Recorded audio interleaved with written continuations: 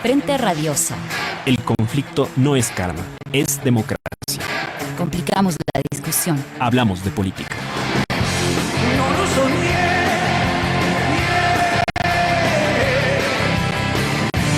La gente en el figurón.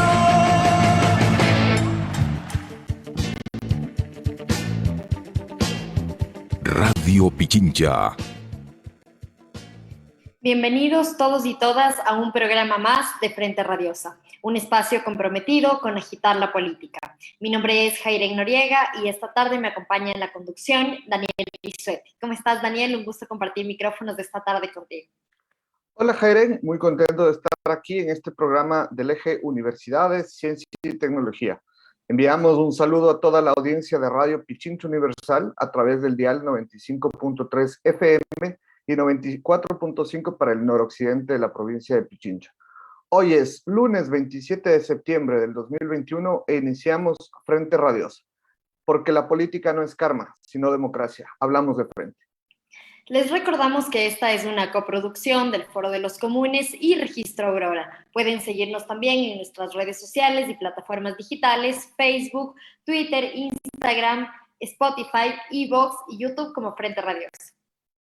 Agradecemos a Línea Dura, medio de comunicación digital ubicado en New Jersey, quienes retransmiten la señal de Frente Radiosa para la comunidad migrante en Estados Unidos.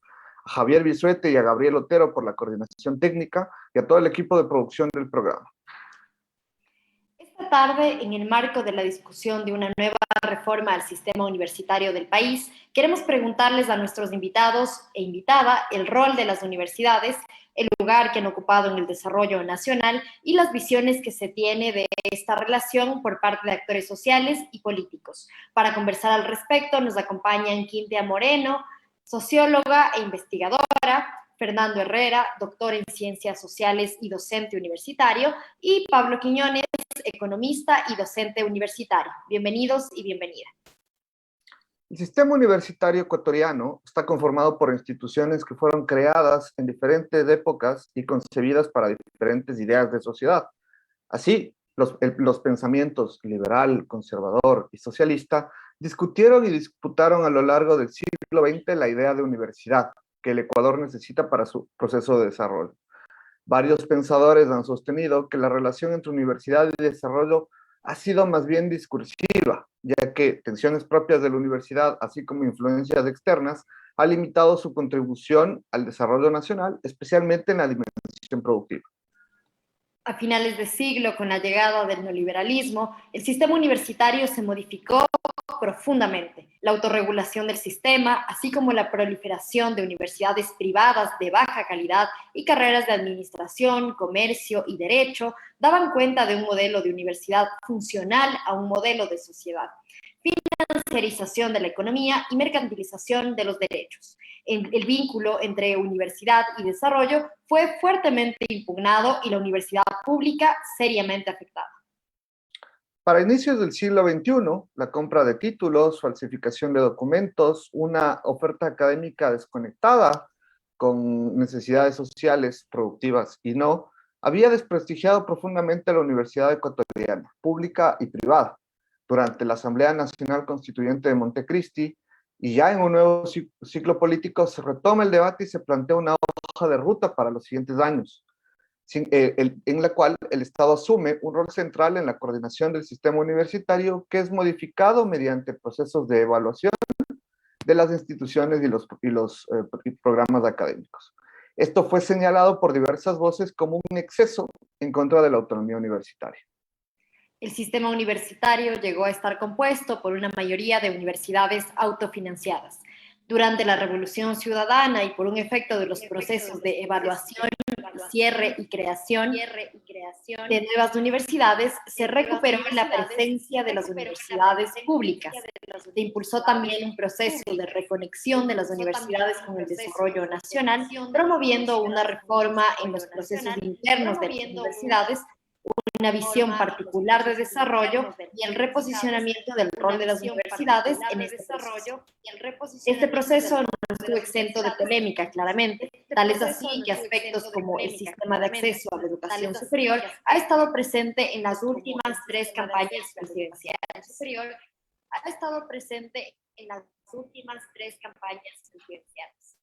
A puertas de la discusión de una nueva ley universitaria, que es el corazón del sistema científico nacional, cabe preguntarse qué contribuciones ha hecho a la universidad al desarrollo nacional, cómo pensar la relación entre universidad, sociedad y desarrollo, qué perfil universitario contribuye a los problemas nacionales y cómo pensar la idea misma de desarrollo nacional.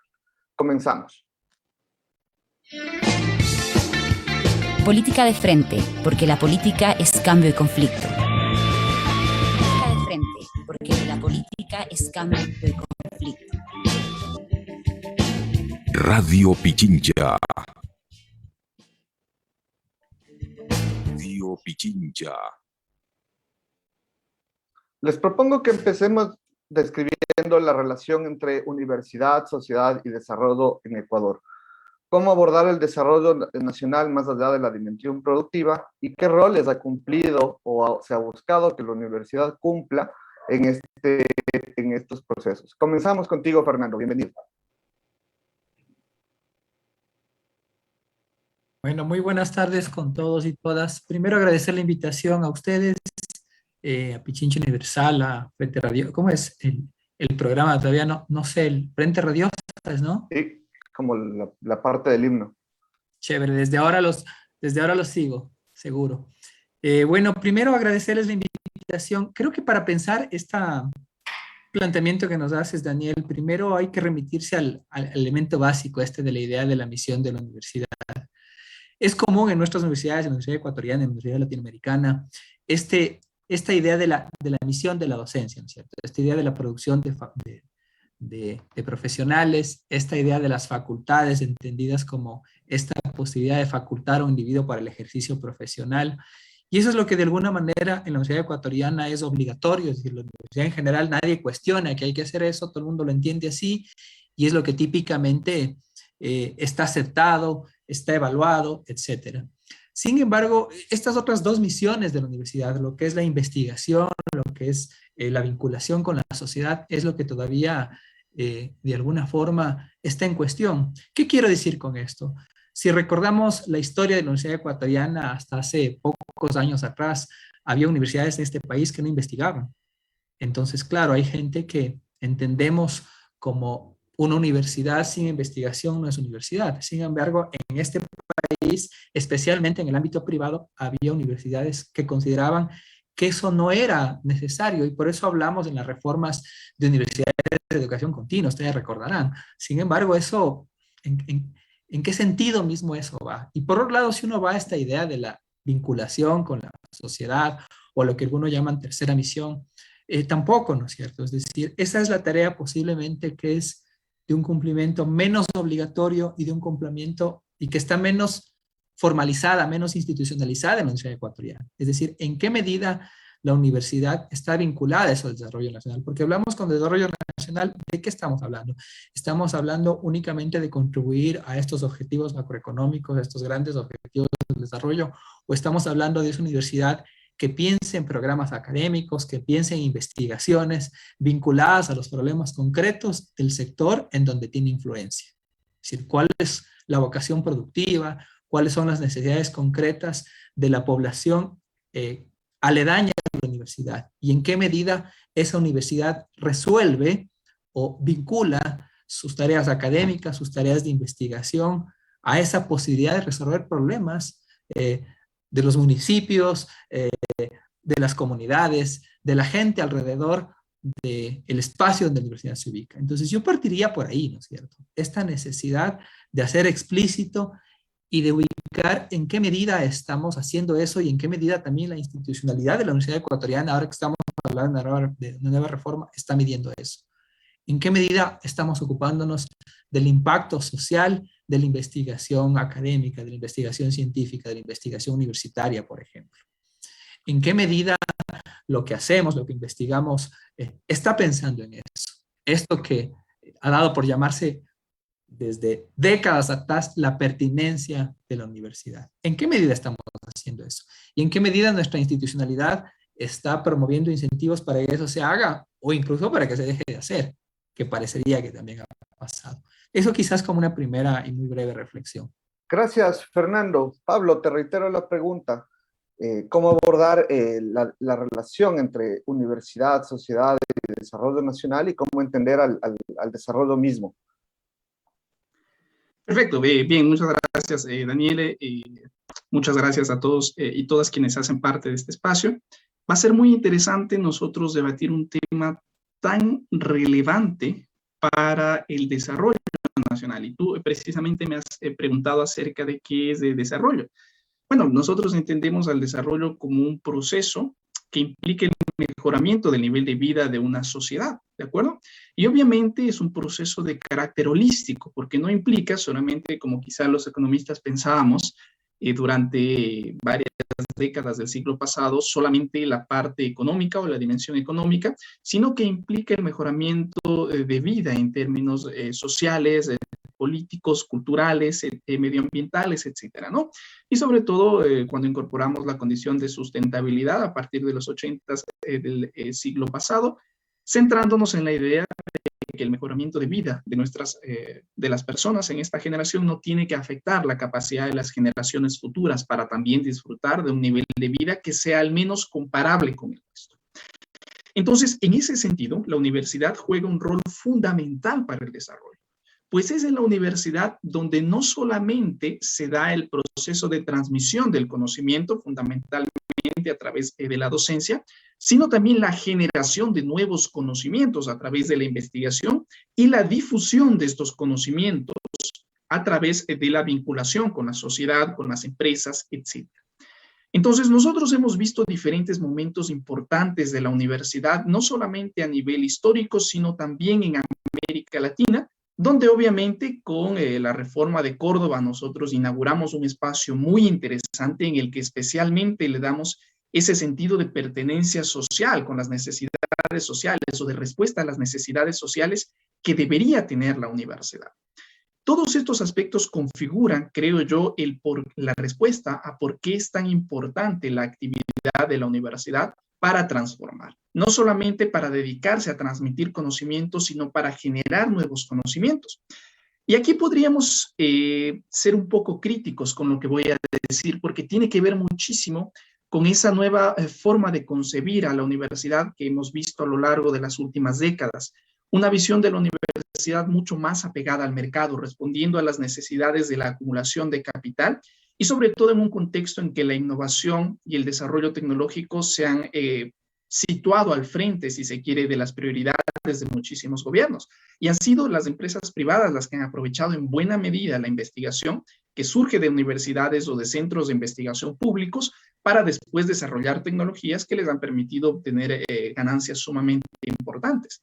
Y aquí, por ejemplo, si nosotros seguimos el trabajo de Mariana Mazzucato, ¿no? Con la idea del Estado emprendedor, el Estado financiando la investigación científica, sea en centros de investigación, algunas con fines militares, por ejemplo, el caso de muchas tecnologías en los Estados Unidos, como el GPS, ¿de acuerdo? Que hoy en día tienen muchas aplicaciones, muchas más aplicaciones civiles, nos demuestra cómo el impulso de la investigación puede ser muy útil para el crecimiento económico, ¿no? Obviamente, conjugándolo con la actividad del sector privado y haciendo que esto permita esa especie de sinergias, esa especie de círculos virtuosos que pueden ser tan útiles, ¿no? Pero nuevamente, obviamente esto está sujeto a una crítica por la forma en cómo estamos, si se quiere, siendo bastante útiles a los intereses de acumulación de capital, pero no estamos necesariamente hablando acerca de las necesidades de las comunidades, por ejemplo, o temas de sostenibilidad ambiental, que en muchos de los casos no necesariamente van de la mano con los intereses de las grandes corporaciones, que habitualmente son las que tienen los recursos suficientes para también financiar investigación.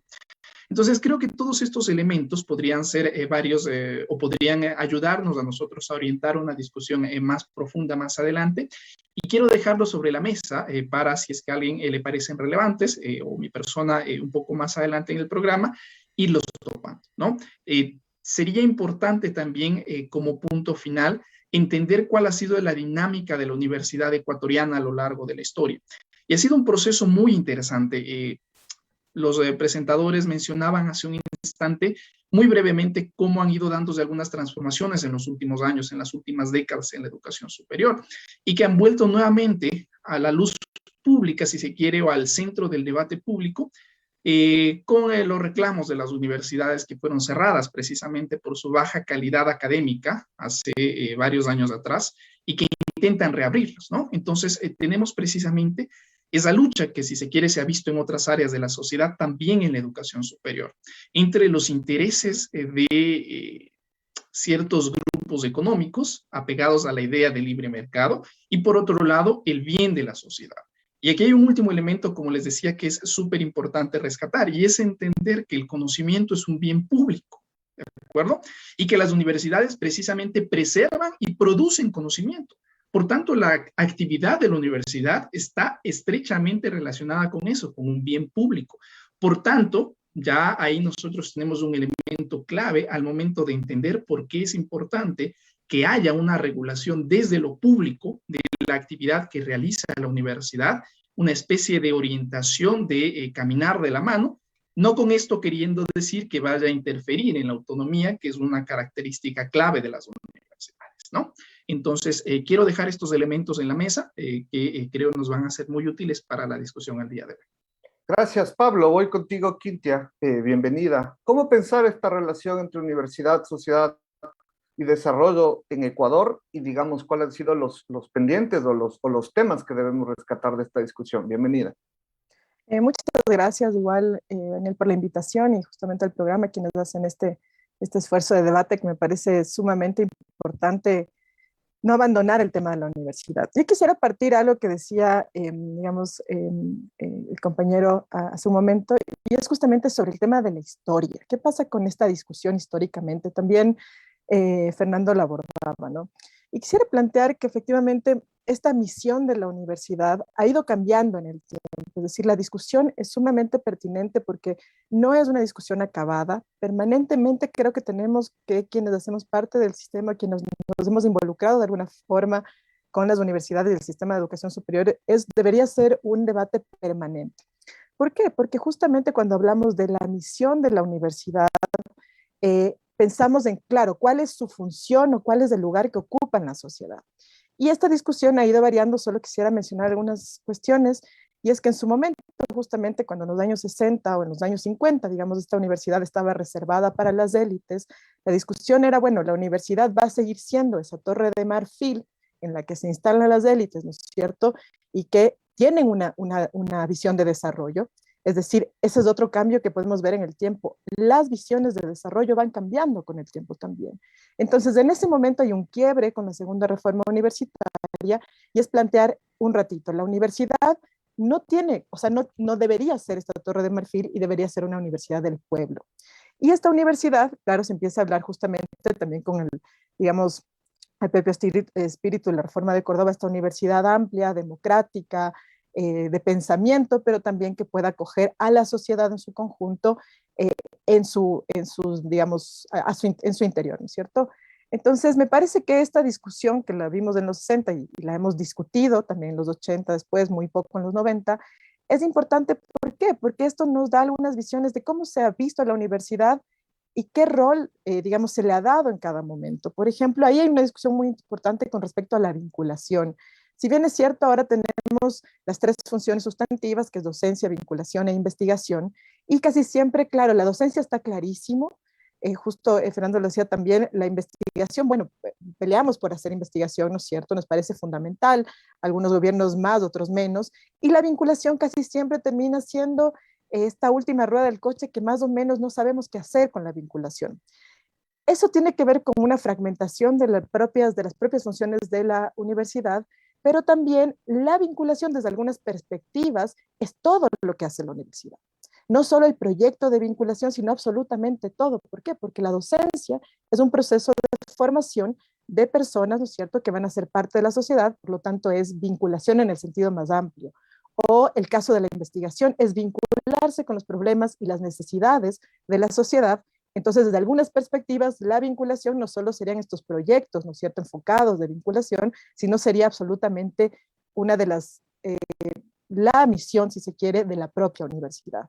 Y retomo este tema porque, claro, cuando se piensa en esa universidad, de alguna forma, como un farol, ¿no es cierto?, que alumbra a la sociedad, esto, digamos, es una dimensión que se la miraba en los años 60, es una universidad todavía fuera de la sociedad, es esta universidad que va a iluminar, que va a ser la vanguardia, ¿no es cierto? Pero la pregunta es, bueno, ¿la universidad está fuera de la sociedad o es una institución que se inserta y que justamente ahí cobra sentido de pensar este lugar que ocupa en la sociedad y por lo tanto el lugar que ocupa en pensar también, y digo pensar porque tiene mucho que tiene que ver con la investigación, la reflexión, el desarrollo del país y de una sociedad. Entonces, yo creo que una de las cuestiones interesantes justamente del debate es realmente la universidad, ¿la estamos mirando como inserta en la sociedad o como esta universidad todavía, ¿no es cierto?, lejana, que tiene que hacer cosas por la sociedad? Cuando, digamos, desde mi punto de vista, la universidad está inserta, cumple un papel importante, y si vemos al entorno nacional, ¿no es cierto?, como grandes, digamos, engranajes en las que cada institución y cada, digamos, grupo social cumple funciones, bueno, no sé si llamar las funciones, en este caso, no cumple un papel, ¿no es cierto?, en el desarrollo. Entonces, este es el primer elemento que quería mencionar respecto a la vinculación, o sea, qué lugar ocupan nuestras universidades en el país. Y por otro lado, el tema del desarrollo. Creo que ya lo han abordado también los compañeros. Es importante también pensar qué tipo de desarrollo, porque obviamente la universidad puede ser este motor de desarrollo, pero la pregunta que deberíamos tal vez debatir, y lo pienso como sociedad y también en el entorno universitario, es, bueno, ¿qué desarrollo estamos potenciando? ¿A qué le estamos apuntando? Y regreso a esto que también lo mencionaba, es el tema de la pertinencia. ¿Qué necesidades o qué problemáticas queremos aportar para que se resuelvan en la sociedad? Y digo aportar y no resolverlas del todo, porque justamente la investigación, el papel de la universidad, lo que hacemos en la universidad, nos da las posibilidades para aportar desde diferentes aristas, ¿no es cierto? Cuando hacemos investigación, cuando hacemos docencia, estamos formando a los estudiantes, estamos formando a estos nuevos profesionales que van a ser, digamos, ser parte del país, ¿no es cierto?, ya productivamente o en términos de profesionales. Entonces también estamos contribuyendo a la sociedad. La pregunta es, bueno, ¿qué sociedad queremos construir y a qué sociedad estamos aportando como universidad? Entonces plantearía esto, ¿no? La universidad como inserta, no como esta universidad lejana, sino esta universidad inserta, y también debería estar inserta en el debate de qué desarrollo estamos buscando como sociedad. Gracias, Quintia, Fernando y Pablo. Muy oportunos sus comentarios. Yo quisiera plantearles, digamos, invitarles un poco a que pensemos la relación entre el Estado y la universidad. Digamos, sabemos que este no ha sido un asunto libre de polémica, sobre todo desde dos aristas. Uno que tiene que ver claramente con el financiamiento de la educación pública y el otro que está más relacionado a la autonomía universitaria. Ahí plantearles unas tres preguntas. ¿Requerimos un sistema universitario mayoritariamente público? La primera. La segunda, en este sentido, ¿cuáles serían los límites de la autonomía financiera de las instituciones? Que es algo que también se pone en juego en esta reforma enviada por Guillermo Lasso. Y la tercera, respecto de si puede el Estado dirigir esa inversión. Quisiera iniciar contigo, Pablo. Bien, muchas gracias. Bueno, quizá este es uno de los puntos más álgidos, porque implica recursos económicos, ¿no? Y nosotros sabemos cuán difícil es la administración de los recursos públicos dentro de las instituciones públicas, y las universidades no son una excepción. Entonces, trabajando en una universidad pública y también habiendo trabajado en universidades privadas, creo que los docentes podemos notar claras diferencias, ¿no?, al momento de ejecutar la planificación realizada y al momento de contar con facilidad para acceder a recursos o insumos que son de uso diario, ¿no? Y que lastimosamente a veces es muy difícil que podamos contar con ellos en la universidad pública, ¿no?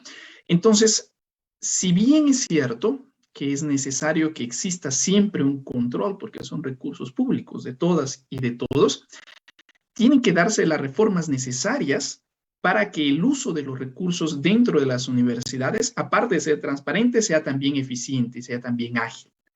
Entonces, estamos con muchas universidades que no ejecutan el presupuesto que deberían ejecutar y esto es preocupante también, estamos con muchas universidades que para ejecutar presupuesto de cosas muy sencillas, como compra de insumos de oficina, tardan muchísimo tiempo retrasando procesos no solamente administrativos que perjudican a los estudiantes que quieren acceder a servicios, sino procesos de investigación y demás.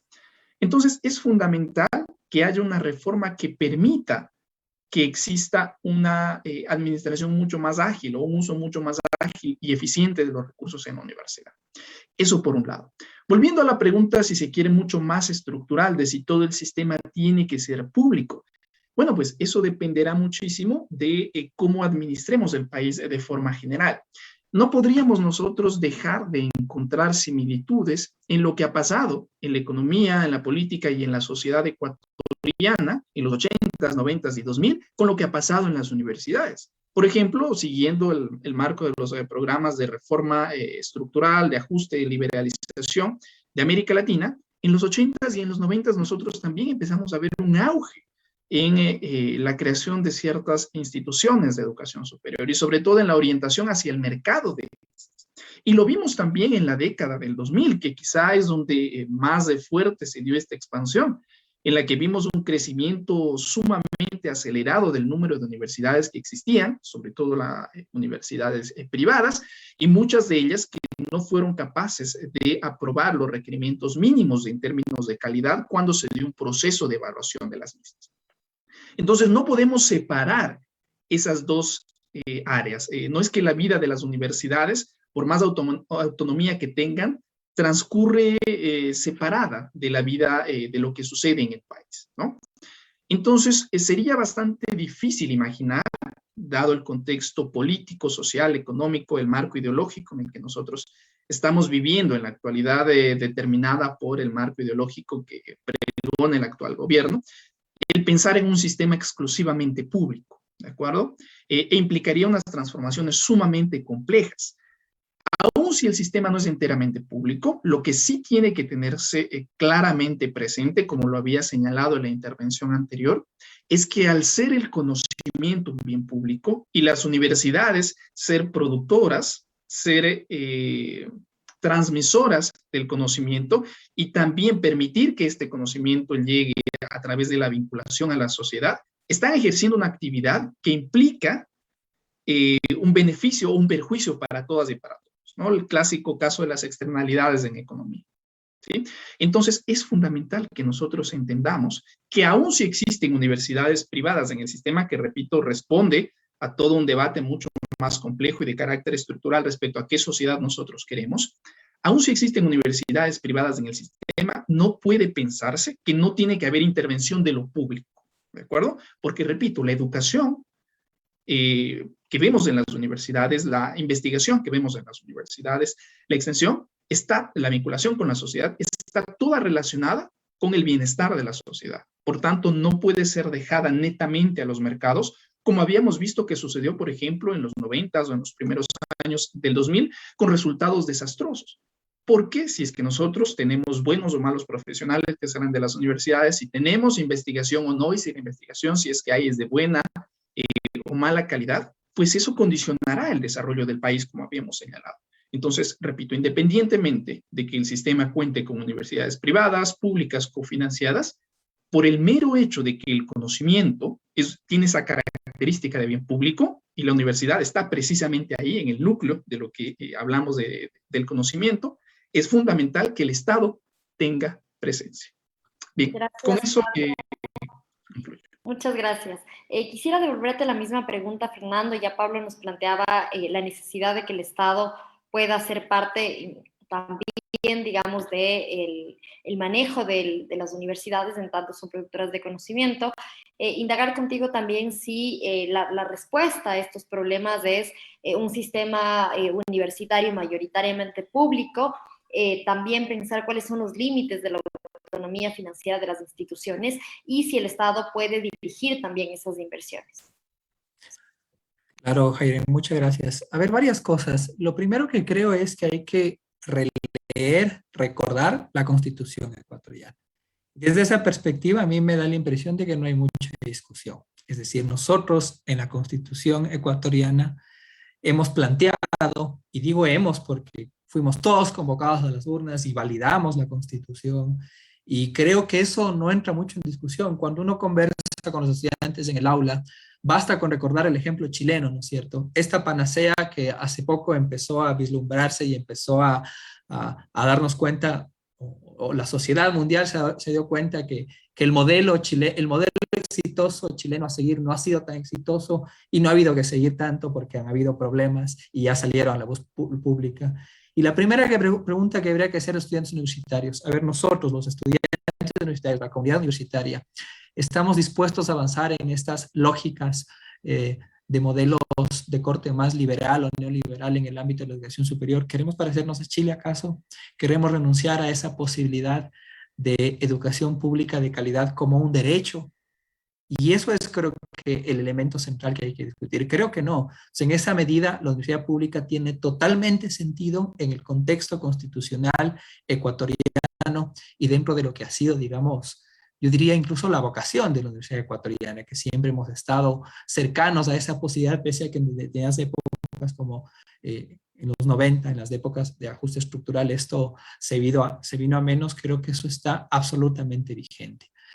Entonces, desde esa perspectiva, creo que sin lugar a dudas, el rol de un sistema de educación superior en donde el rol del Estado sea fuerte y donde prime esta enorme posibilidad para que el derecho a educación superior esté garantizado a lo largo del territorio y en la diversidad de demandas, digamos, de carreras, de perfiles que requiere el desarrollo ecuatoriano, entonces debe estar garantizado. Primero eso, entonces, creo que la educación es un derecho y está claro también desde las teorías del desarrollo económico que la educación, sin lugar a dudas, es un elemento de movilidad social. Un montón de familias ecuatorianas han tenido la oportunidad de tener acceso a mejores condiciones de vida a través de estas primeras generaciones de profesionales que han accedido a un título de tercer nivel gracias a la universidad pública.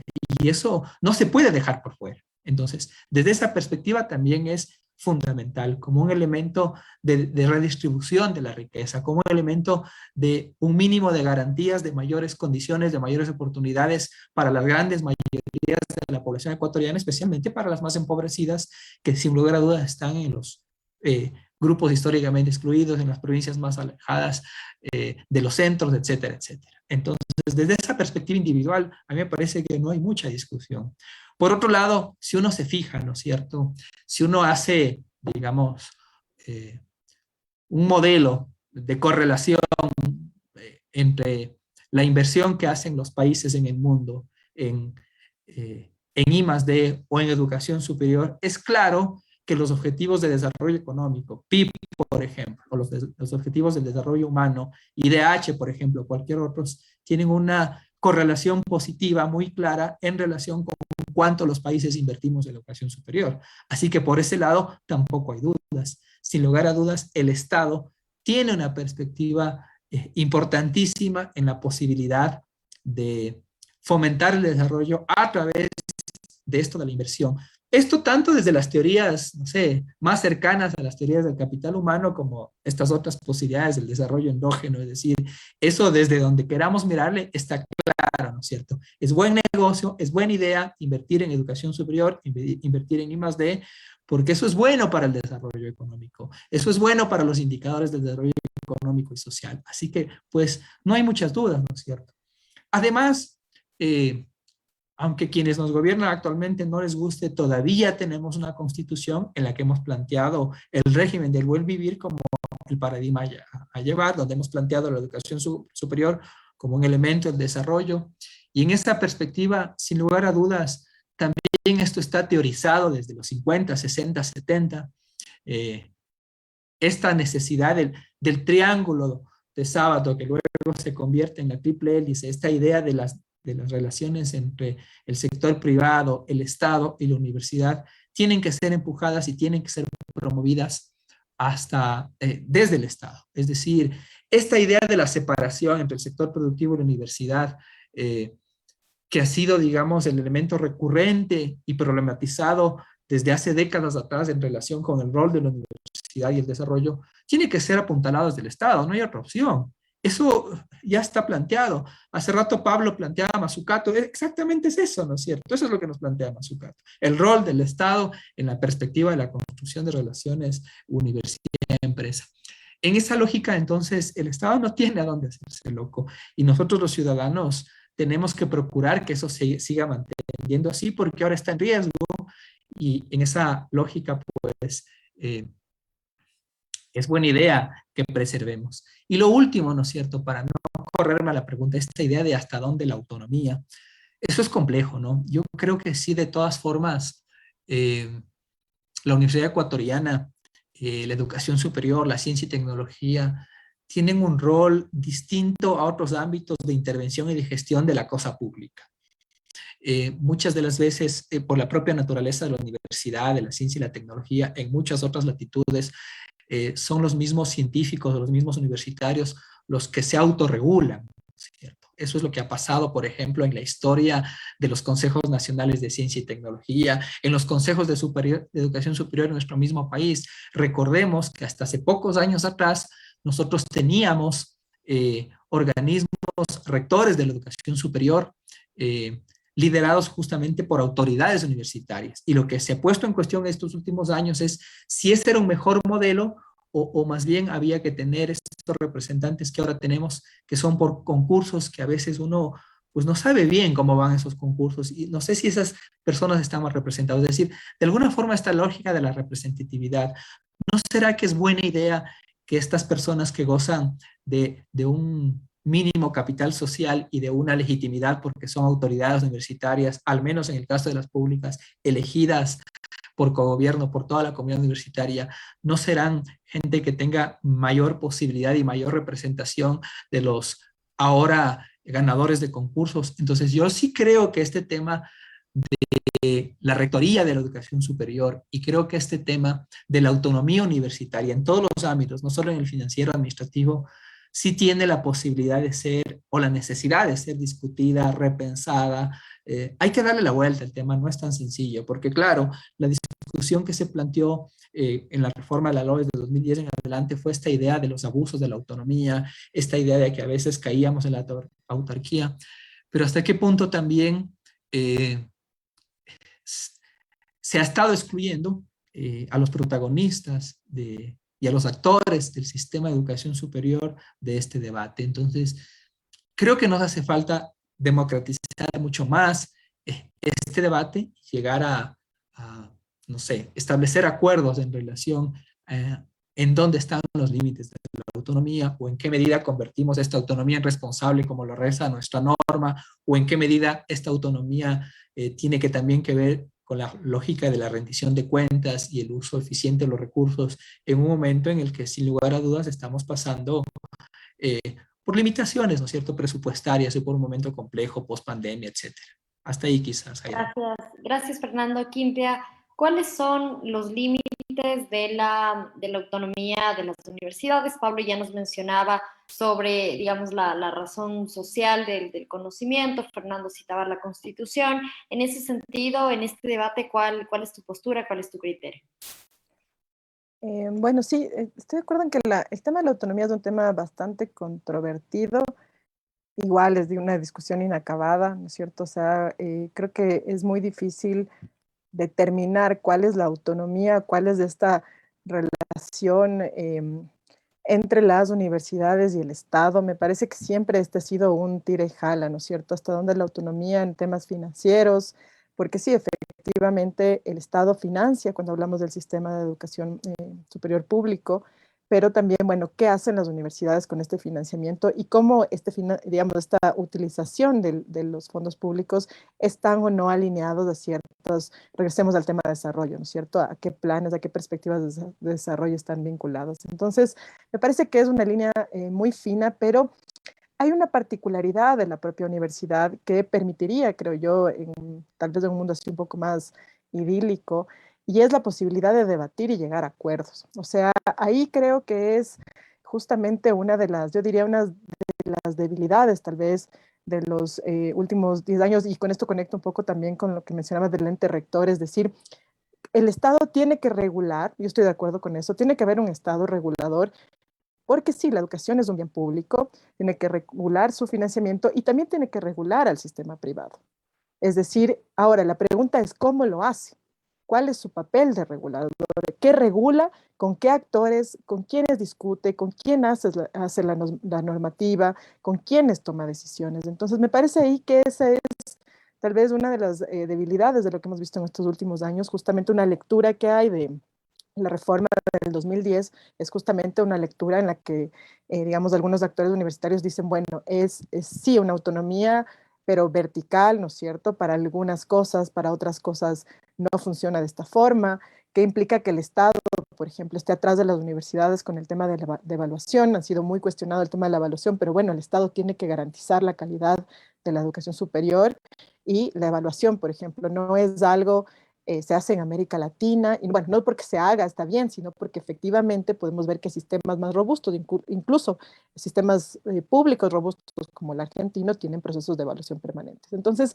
estos mecanismos que el Estado ha adoptado, ¿no es cierto?, para regular el sistema, me parecen pertinentes. Ahora, lo que yo sí creo que cuando hablamos de autonomía, justamente no se puede dar una cátedra, ¿no es cierto?, de qué es autonomía, que sí, que no, pero sí contribuye mucho cuando hay un sistema dialogando, digamos, poniendo sobre la mesa. Bueno, vamos a hablar de calidad como sistema. ¿Qué creemos de la calidad? Y eso no necesariamente implica, ¿no es cierto?, que los involucrados estén en el espacio de decisión, pero sí en estos espacios de discusión.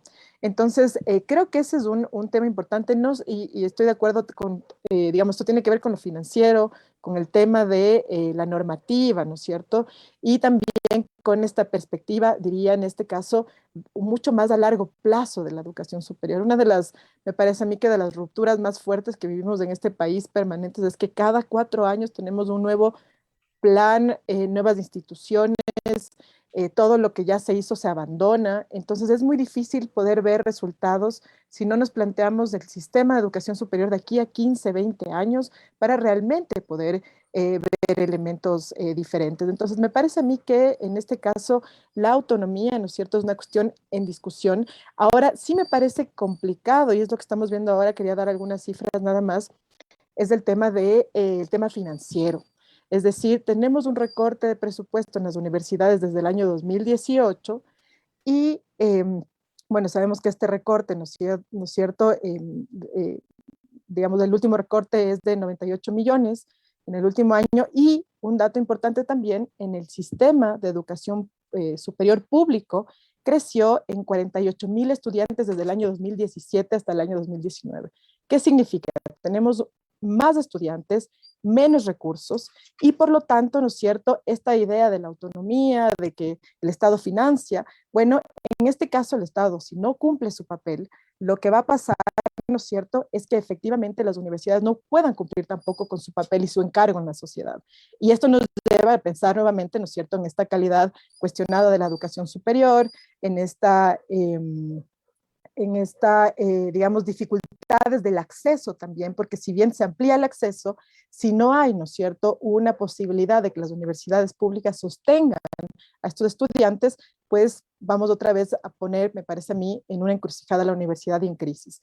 Entonces, creería que estamos en un momento complejo, justamente el tema de la autonomía es un tema que hay que debatir en el propio sistema, y esto hasta dónde, cómo, ¿no es cierto? Creo que tienen que ser grandes acuerdos, pero además acuerdos que vayan dejando bastante lejos estos intereses de algunos grupos, sino más bien acuerdos por el propio país y de aquí a largo plazo. Entonces, me parece que esto se podría pensar un poco en el tema de la autonomía y solo quería cerrar un poco con el tema de la educación como bien público y el tema del sistema de educación público. Creo que es importante fortalecer el sistema de educación público. Tenemos un sistema, ¿no es cierto?, en el que tenemos universidades autofinanciadas, cofinanciadas, pero el sistema de educación superior público sostiene justamente a este sector de la sociedad que muy difícil va a tener acceso a una universidad privada. Por lo tanto, sí, digamos, hay que pensar en el sistema en su conjunto, pero el sistema público tiene una función social importantísima justamente para el desarrollo del país. Eso nomás quería mencionar. Gracias, Quintia. El tiempo ha volado. Vamos a pasar a la ronda de cierre. Les voy a pedir 1 minuto a cada uno. Voy a comenzar contigo, Fernando. ¿Qué idea te quedó pendiente, digamos, en esta discusión? ¿Y qué le dirías, digamos, a la Asamblea Nacional que está discutiendo ahora una nueva ley y a la comunidad universitaria, rectores, organizaciones estudiantiles, docentes, etcétera? Un minuto, por favor. Claro que sí, gracias. A ver, lo primero, ¿no es cierto? Que creo que uno no tiene que olvidarse del lugar en donde está. Ya hemos hablado de la historia de la Constitución, pero no hay que olvidarnos que estamos en un país dentro de la región más inequitativa del mundo y que tenemos enormes y grandes problemas sociales y que ese también es un problema de la universidad. No podemos abstraernos de ese problema y tenemos que ser parte de la solución de esos problemas. Para mí ahí es donde tiene sentido el desarrollo, en la posibilidad de solucionar los problemas alrededor de la inequidad de otros, primero. Lo segundo, que tampoco hay que olvidarse que el mundo va cambiando, que estamos hablando, por ejemplo, de la cuarta revolución industrial, de las tecnologías convergentes, de el desarrollo sustentable, de los problemas ecológicos, como lo que hay que enfrentar pronto porque no hay otra opción. Como esta idea de la transdisciplinariedad alrededor de entender los problemas como problemas complejos, problemas multicausales, de esa perspectiva abordar nuestras carreras, nuestras investigaciones desde una perspectiva no solo inter, sino transdisciplinaria, lo segundo. Y quizás una última idea, ¿no? Creo que ya nuestra universidad, la Universidad Ecuatoriana, esto quizás más a una autocrítica casa adentro para nosotros los profesores, las autoridades universitarias, pensar en que la universidad de la educación no puede circunscribirse y quedarse en esta idea de la educación para el mundo del trabajo, esta idea de formar profesionales y formar técnicos. Creo que es fundamental avanzar en este quiebre de lo que ha sido esta idea de las dos culturas de nuevo, ¿no es cierto? Lo técnico por un lado y lo humano, lo social por otro. Creo que hay que volver a recuperar y entender la universidad también como un espacio para la reproducción y la ampliación de la cultura en el sentido de Ortega y Gasset, la posibilidad que tiene un ser humano ecuatoriano, especialmente esa gente que viene de las zonas rurales de provincia a estudiar universidades en Quito, en Guayaquil. La universidad es o debería ser el espacio en donde esos seres humanos tengan la posibilidad de repensarse, de plantear nuevamente su lugar ante el mundo y su compromiso individual y colectivo con los objetivos del desarrollo y la sociedad a la que pertenece. Una universidad en ese sentido. Les vamos a agradecer, nos disculpamos con Pablo y Quintia, nos están cortando ya desde producción, disculpas por los problemas técnicos del inicio, pero los comprometemos a mantener un nuevo panel donde podamos ampliar. El tiempo nos ha quedado cortísimo. Muchas gracias a todos y todas por venir hoy. Gracias, un gusto haber estado acá. Muchas gracias también. Gracias. Gracias, chao, chao.